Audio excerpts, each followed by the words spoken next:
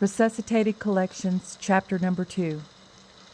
Because the debate is hot and heavy, we will spend some time with the methods and history of collecting CPR cases. Since much significance has been attached to post-resuscitation experiences, by denying the existence of negative events, a whole new religion has developed from near-death experiences.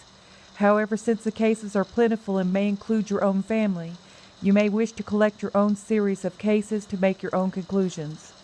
The cases I will present were collected by professional people making on-the-scene interviews while CPR was in progress. Doctors, nurses, paramedics involved with ambulances, emergency rooms, and intensive care wards. Many people who were with me in teaching life support systems for the American Heart Association in hospitals and medical schools in many countries for many years have also contributed their experiences. The courses we taught involved CPR, ventilators, drugs for shock, central lifelines, restoring and maintaining heartbeat, restoring breathing, and reversing coma. It served as a good base for early interviews of victims who reported experiences at death's door, because it was the very time when negative and fearful experiences would be difficult to conceal.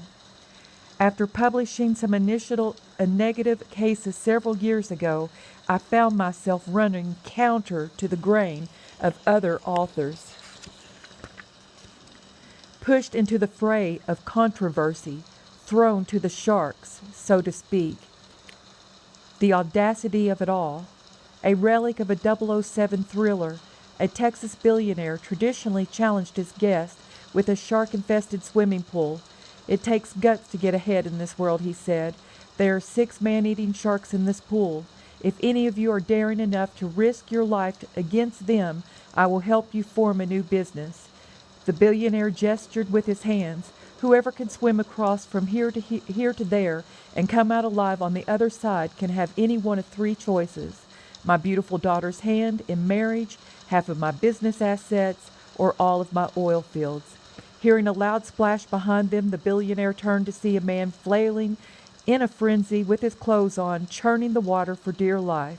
Somehow fulfilling the quest, the bedraggled man miraculously emerged unscathed on the other side.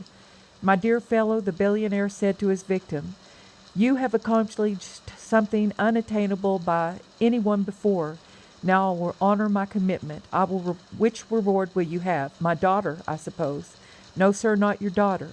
"Half my assets, then." "No, sir, not your assets." "Then you want all my oil fields." "No, sir, not those either." "Then what do you want?"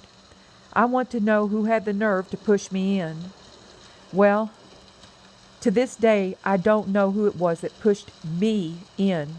Finding the first hell experiences, probably to the concern of authors reporting only euphoric glimpses of glory, was probably the very situation that pushed me into the pool. The initial shove undoubtedly occurred the day Charles McCaig fell dead in my office during an EKG treadmill exercise. That day everything turned upside down. It was the day that I was thrown to the sharks. Previously, I was a cynic. To me, patients who reported an after-death experience were a little crazy. I was a heart specialist, skeptical of spiritual things. We had been taught to treat the body, perhaps a little of the mind, but spiritual things, they belong to the psychics and to the shrinks.